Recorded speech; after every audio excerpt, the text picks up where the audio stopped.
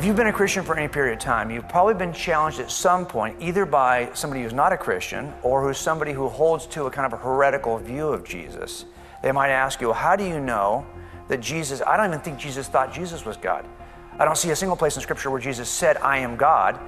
And there are lots of groups, Jehovah's Witnesses, for example, and others, who would deny the deity of Christ. And they would say, hey, Jesus didn't even think Jesus was God.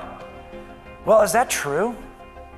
I think it is true that if I look through Scripture as a forensic statement and analysis, that you are not going to find a sentence from Jesus where he says, I am God, with those three words. But you will find him using the I am title in the Gospel of John, the I am title that is always used for God. In Exodus, you see that title being used with God.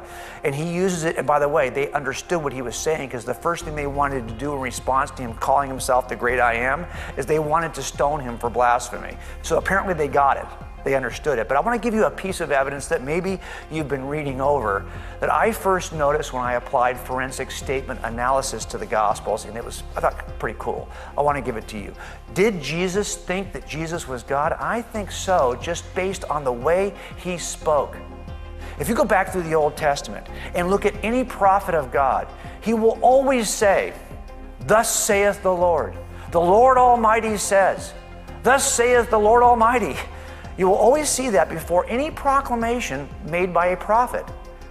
Then comes Jesus. You will never, ever find him saying, thus saith the Lord.